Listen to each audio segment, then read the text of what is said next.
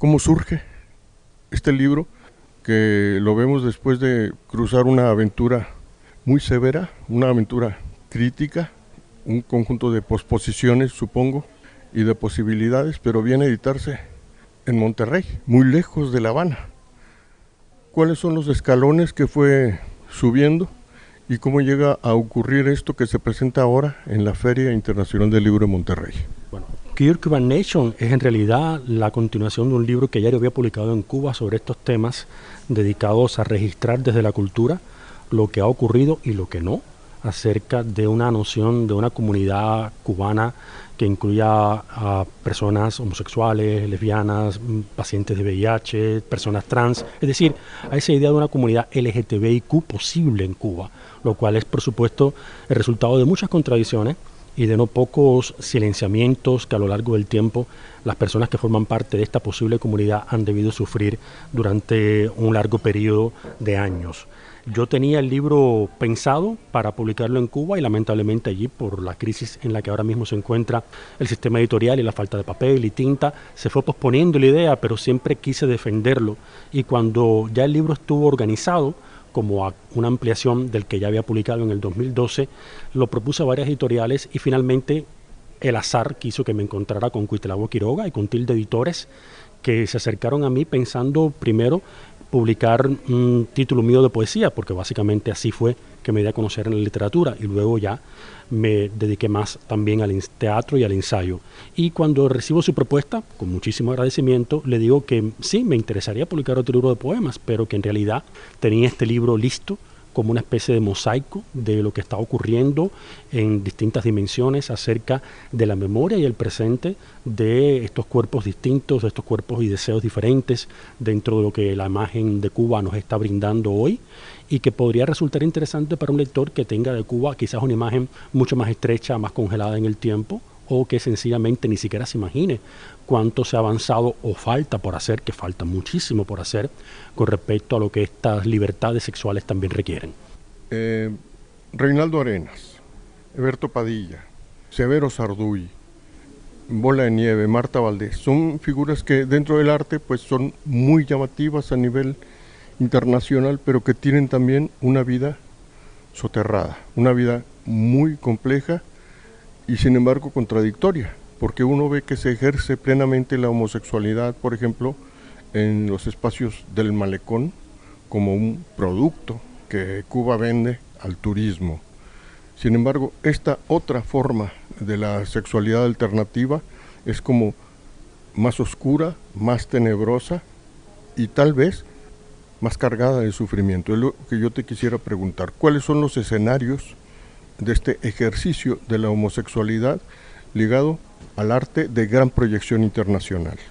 Yo creo que si a Cuba le tocó en suerte, a pesar de muchas contradicciones y tantas crisis que ha atravesado, tener una producción artística interesante y valiosa, la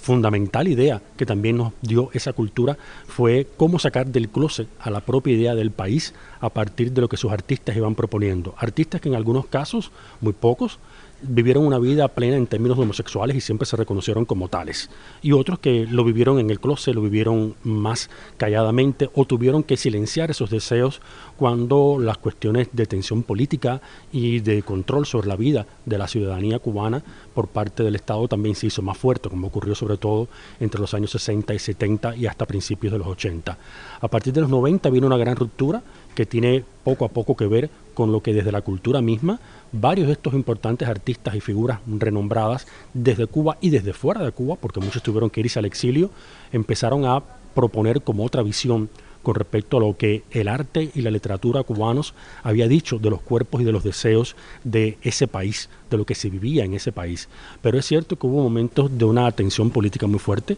que hubo momentos de represión, hubo momentos de mucho silencio y un recelo que viene desde la colonia misma, o sea, desde este concepto machista y homofóbico en el que fuimos educados durante los primeros años de la historia de la nación y que lamentablemente se asentó en la conducta del día a día de los cubanos. Cuba es un país donde los cuerpos se desean con gran libertad, pero cómo esa libertad de esos cuerpos llega a expresarse ya es otra cosa.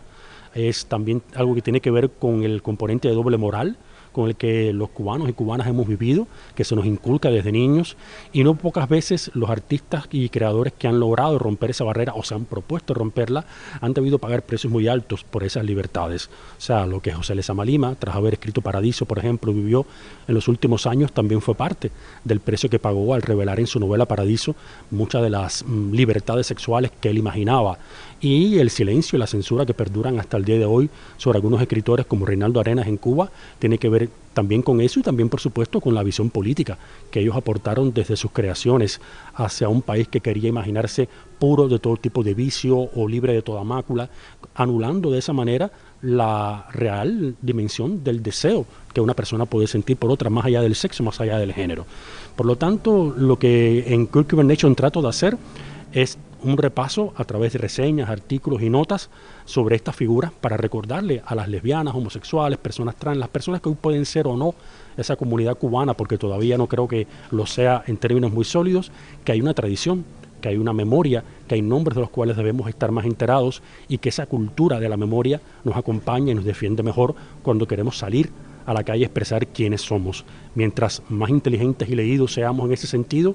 también podemos ser más desafiantes, creo yo. Y yo creo que el libro invita a eso, a un desafío que puede empezar a quebrantar, junto a otros escritores e investigadores que lo han hecho, como digo, desde mediados de los años 90, esa noción de silencio que hubo durante largo tiempo acerca de lo que este tipo de comunidad podía expresar o no en Cuba. En un momento de auge del gobierno de Fidel Castro, existe una especie como de distanciamiento entre cierto sector del poder literario latinoamericano ubicado en Francia y en México, como es el caso de Vargas Llosa, García Márquez, Julio Cortázar. Todos ellos pasan un poco a diferenciarse, a establecer como pequeñas contiendas a raíz del caso de Eberto Padilla. ¿Qué significa dentro de la historia de la represión sexual en Cuba el caso Padilla? Bueno, en el caso de Eberto Padilla hay que leerlo también en el contexto en el cual, de manera simultánea a lo que estaba ocurriendo con él, se estaba celebrando el primer Congreso Nacional de Educación y Cultura. Todo ocurre a fines de abril del 71 y la misma noche de la clausura del Congreso, con un discurso de Fidel Castro donde separa de la relación de los artistas cubanos a estos otros intelectuales que estaban preocupándose por el encarcelamiento del poeta Eberto Padilla. El propio Eberto Padilla esa misma noche estaba en los salones de la Unión de Escritores y Artistas de Cuba haciendo una autocrítica que hace muy poco ha sido rescatada, la filmación que se hizo esa noche en un documental excelente de Pavel Giroux, un joven realizador cubano que logró sacar de Cuba ese registro cinematográfico que durante años había estado en la memoria de quienes estuvieron esa noche en la UNIA o había sido referenciado por escritores como Cabrera Infante, como Reinaldo Arenas, que en algunos casos estuvieron o no esa noche, donde Padilla se autoinculpó de los errores y de las debilidades más insólitas e increíbles del mundo para demostrar que de esa manera podía volver a integrarse al carro de la revolución,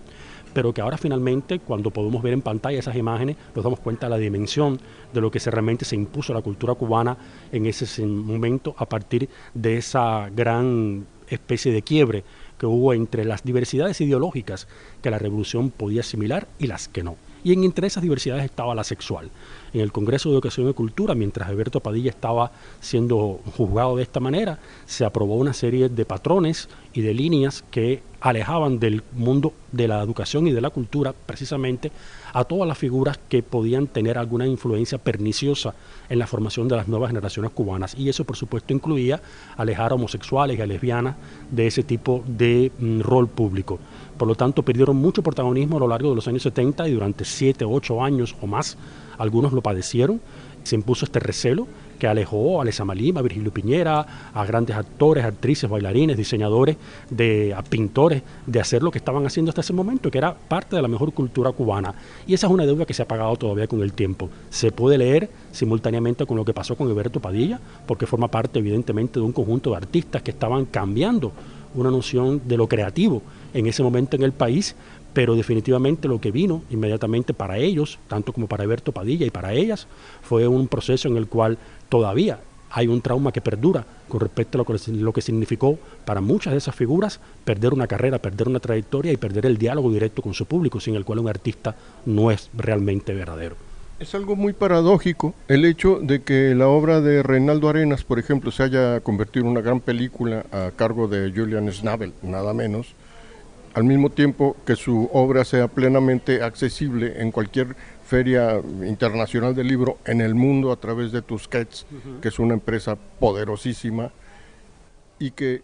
paralelamente a ello no circule su trabajo en Cuba. ¿Tú cómo te explicas este hecho, más allá de lo aparente? Bueno, en primer lugar, hay que dejar sentado que tanto Reinaldo Arenas como Carrera Infante negaron la posibilidad de que sus textos se publicaran en Cuba mientras existiera el poder político que los borró a ellos. Por lo tanto, ahí hay un periodo de espera en el cual en algún momento se quebrantará o no esa línea en dependencia de lo que ocurra políticamente en Cuba. Pero sí se han hecho en algunos casos homenajes discretos. Por ejemplo, la figura de Reinaldo en Holguín, la ciudad donde él nació. La Asociación de Hermanos Saiz, que es la que convoca a los jóvenes escritores, tiene desde hace ya muchos años un concurso de cuentos que se llama Celestino, y es un homenaje a Celestino antes del alba, la primera novela de Reinaldo. Y en algunas antologías del cuento cubano del siglo XX se ha incluido como mínimo un relato de Reinaldo Arenas, que no es de los más políticos de su obra, me refiero al Cometa Halley, que sí se ha publicado allí, a diferencia de lo que ha ocurrido con Carrera Infante, cuya viuda, la actriz Miriam Gómez, sigue siendo fiel al precepto de lo que él dijo, que no quería que en Cuba se publicara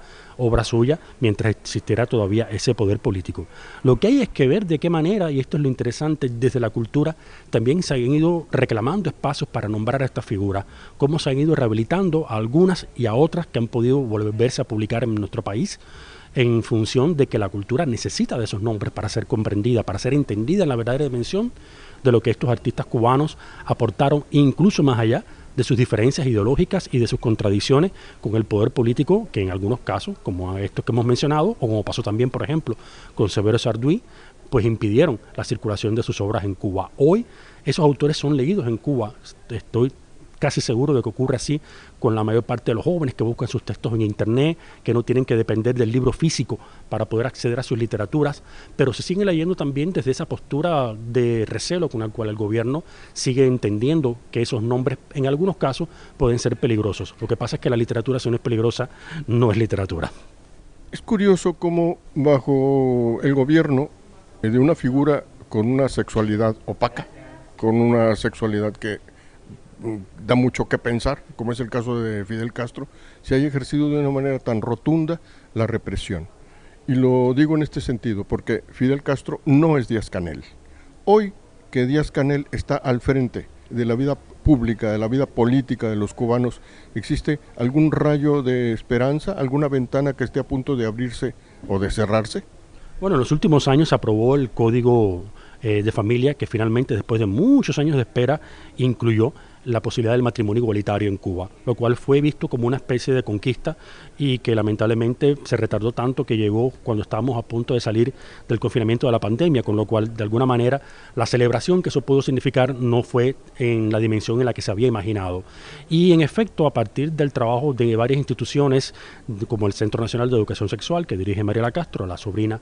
de Fidel, ha habido algún tipo de avance en este sentido, pero sería imposible hablar de la palabra avance si no se contara también con el trabajo que a lo largo de muchos años activistas independientes, figuras fuera dentro de ese circuito, digamos, oficial, también han ido aportando, y en ese sentido hay numerosos artistas cubanos que fueron abriendo esa brecha. Cuando en el año 93 finalmente se estrenó Fresa y Chocolate, la película cubana más conocida, inspirada en el relato de Zenel Paz, que toma como eje, como bien sabemos, la amistad aparentemente imposible entre un joven militante del partido y un homosexual cubano, de alguna manera se estaba adelantando esa agenda, se estaba reclamando a la nación cubana que mirara más allá de las estrecheces de corte machista, de homofobia, que han sido tradicionales en el país y que también en muchos casos, al encarnarse en poderes políticos, han tenido unas consecuencias verdaderamente severas y lamentables. Hoy en Cuba los jóvenes viven la diversidad más a tono con lo que se siente en otros lugares del mundo, gracias a la información que les llega a través de la telefonía celular, de la internet, incluso a pesar de las restricciones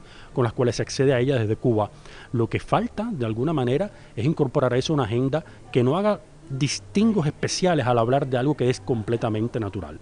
Y es una batalla en la que todavía falta mucho por hacer. Yo creo que el nuevo gobierno, el propio Díaz-Canel, en un momento determinado anunció y demostró estar a favor de la idea del cambio, a favor del matrimonio igualitario. Tiene esa sensibilidad consigo, pero incorporarla en un país donde la realidad sigue siendo muy dura en términos de economía, en términos de sobrevivencia, también tiene que luchar con una serie de patrones que han endurecido nuevamente la visión que la propia ciudadanía cubana tiene a veces sobre ese tipo de noción. En Cuba se impuso la idea de que ser homosexual, de ser lesbiana o tener otro tipo de voluntades ideológicas y de deseo era ser blandengue, era no ser fiel al cuerpo de la revolución. Y yo creo que todo cuerpo de revolución, para ser fiel a él, hay que dejarlo amar. Y ese amor tiene que tener todas las dimensiones posibles.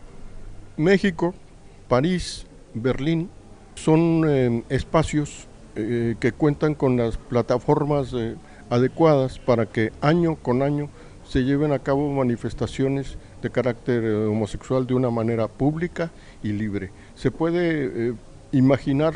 una situación comparable en Holguín, en Matanzas, en La Habana? Sí, a partir del año 2008 el CNSEX empezó a organizar la Jornada Cubana de Lucha contra la Homofobia y la Transfobia, y creo que en ese momento fue un gran paso de avance, porque esa institución, que había tenido una labor, digamos, más discreta, de repente amplió su agenda y en espacios públicos y grandes de La Habana y céntricos como el Pabellón Cuba empezó a convocar acciones donde los integrantes de familia que tenían miembros homosexuales y personas con VIH, etcétera, etcétera, empezaron a naturalizar una posibilidad de diálogo con una población que hasta ese momento no tenía rostros para las personas que formaban parte de esos segmentos de la sociedad. Y yo creo que en ese sentido sí se ha avanzado, sí ha habido un espacio público que se ha ganado, aunque también en varios momentos ese espacio ha estado en puntos de casi pérdida, porque basta que haya en Cuba cualquier tensión política como para que esas batallas de carácter de índole sexual como que desaparezcan, porque parecen ser que no son prioritarias. Entonces todavía, a pesar de lo que se ha avanzado, como digo, falta muchísimo, falta mucho diálogo entre las personas que forman parte de ese quehacer a favor de una dimensión de la liberación y la libertad sexual que no esté únicamente ligada a una visión oficialista ni centrada solo en la agenda que ya el gobierno ha aprobado, sino que vaya, por supuesto, mucho más allá.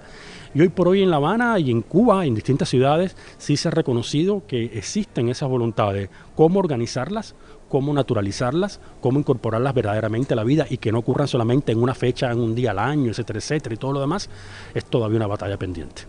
¿Existe la posibilidad de generar opciones de liberación de esta especie de esclavitud sexual que viven los homosexuales en el malecón a través de este fenómeno tan conocido mundialmente como es el turismo sexual en Cuba? Cuando cambien las condiciones, será que eso cambiará. O sea, la gente llegó, por supuesto, a tomar eso como una opción de ganarse la vida, porque las circunstancias económicas fueron cada vez más duras y se fueron poniendo cada vez más tensas. Ahora mismo Cuba ha sufrido un éxodo muy grande de personas a partir del proceso de cierre tras el confinamiento y sobre todo a partir de las nuevas medidas que el gobierno norteamericano impuso a Cuba y que fueron cada vez poniendo la economía en un punto mucho más grave. No tengo ahora mismo una idea exacta de cómo está circulando ese tipo de comercio, que evidentemente existe, eso no se puede negar, pero no sé en qué medida la circunstancia económica que vive Cuba ahora, que es muy crítica en términos básicamente de precios, por la inflación y por todo lo demás, esté a punto de permitir una mejoría en ese sentido. Hubo grandes discusiones sobre ese tema, las habrá siempre, porque el trabajo sexual es un punto siempre álgido en cualquier tipo de debate. En Cuba llegó un punto en que se naturalizó en los años 90, en efecto, el fenómeno del jineterismo, como se le llamó, ha dado pie incluso a una zona de la literatura cubana y de la cultura cubana que forma parte de ese tiempo, está en el cine, está en los documentales, y eso llegó a formar parte, como te digo, de ese ámbito. Pero ahora salir de él o mejorarlo, no creo que mejore hasta que no mejore en realidad lo que es imprescindible ahora mismo, que es dar un terreno más firme a la ciudadanía cubana para pisar en términos de obtener otros proyectos de vida, mayores garantías de cómo avanzar hacia una mejoría en todo lo que Cuba hasta ahora ha significado, y eso por ahora lamentablemente la situación económica que estamos viviendo no lo avisora de manera inmediata. Este conjunto de líneas de reflexión que tú planteas en tu libro, que nos permiten pensar en personajes ligados al ejercicio de la cultura creativa, es un aspecto muy importante de la historia contemporánea de Cuba. Pero más allá, ¿existen posibilidades de que se emprendan o se emprendieron ya investigaciones de carácter antropológico y sociológico respecto al ejercicio de la represión sexual? Hay investigaciones sobre el tema, pero la mayor parte de ellas realmente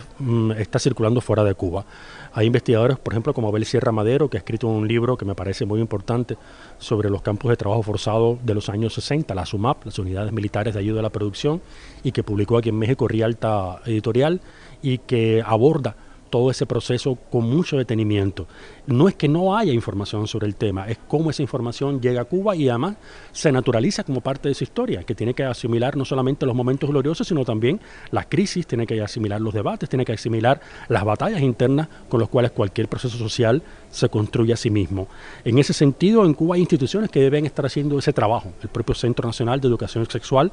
está formado por especialistas que son psicólogos, que son investigadores, etcétera. Y ellos tenían en circulación una revista dedicada a la sexología en Cuba, pero es una revista que circula en espacios pequeños, como pasa también con mucha de esta información. El trabajo de archivo en Cuba está necesitado de un redimensionamiento que lo ponga en contacto real con las personas que quisieran saber más sobre la historia del país. Se acaba de aprobar ahora supuestamente una ley de transparencia informativa en Cuba y las personas se están preguntando, bueno, eso significa que puedo acceder a determinados archivos, que puedo acceder a determinados bancos de información, que puedo conocer estadísticas y datos exactos sobre puntos, digamos, como esto, que son puntos complicados, oscuros y complejos, pero que de alguna manera u otra ya necesitan de un exorcismo. Bueno, pues ese es el próximo punto a tomar en consideración con respecto a lo que pueda o no pasar en Cuba. Tu participación personal en relación con los documentos, con los papeles de Virgilio Piñera. Bueno, yo soy un investigador de Piñera desde hace mucho tiempo y a lo largo del tiempo también he tenido la suerte de hacerme amigo de personas que fueron cercanas a él. Y en ese sentido he sido guardián de varios de sus documentos, he sido guardián y ayudante de personas que han investigado sobre su obra y espero seguirlo haciendo. Yo, si soy algo en términos de activismo, es un activista desde la cultura. Y hago activismo que tiene que ver con la homosexualidad y con estas condiciones de diferenciación sexual porque forman parte de mi vida. Y a partir de ahí es que lo he asumido como un compromiso que tiene que ver con mi rol específico y singular. O sea, lo hago por mi propia voluntad, por mi respeto a la cultura cubana, por lo que creo que es importante que se salve de ella, por el patrimonio que ella misma es, por el entendimiento cabal y completo de lo que grandes figuras de nuestra cultura han hecho, no solamente dentro de literario y artístico, sino también como una invitación a que la vida en Cuba sea más plena en muchos sentidos. Y es en ese sentido que me he sentido siempre muy responsable de todo lo que llega a mis manos en este orden patrimonial y trato de ponerlo siempre en circulación. O sea, cuando yo tengo acceso a datos, a información, de ahí vienen los libros que he escrito sobre este tema, pues los pongo rápidamente en circulación. Creo que la gente debe estar conectada a una noción de su propia tradición que los acompañe y los defienda. Y en ese sentido es lo que espero hacer siempre con Virgilio Piñera. ¿Tienes tú una sospecha de qué es lo que ha ocurrido con los archivos personales de Severo Sarduy y de Cabrera Infante? Bueno, los de Severo Sarduy estaban en Francia, los tenía su pareja, hasta donde sé. En Cuba hace varios años se estrenó un documental que se llama Severo Secreto, realizado por un par de directores audiovisuales, que es un excelente documental que registra la vida en Cuba de Severo y cómo se le entiende y se le ve hoy en Cuba, que recomiendo a todo aquel que quiera saber sobre eso. Así que sus archivos deben estar en Francia y los de Cabrera Infante los tiene Miriam Gómez en Londres, que ha sido la responsable también de preservar su obra, de publicar la obra completa, con Gracia Gutenberg, si mal no recuerdo, y también de publicar las novelas que quedaron inéditas tras su fallecimiento, La ninfa constante y Mapa dibujado en La Habana por un espía. Creo que son las novelas. También está otra que se llama Cuerpos divinos. Son libros que se han leído en Cuba de mano en mano porque han llegado allí, etcétera, etcétera, pero que sería también importante que algún día, por supuesto, se incorporen a la biblioteca de lo cubano en una dimensión que no esté tan restringida como en algunos casos sigue siendo hasta ahora. Muchas gracias. Gracias a ti.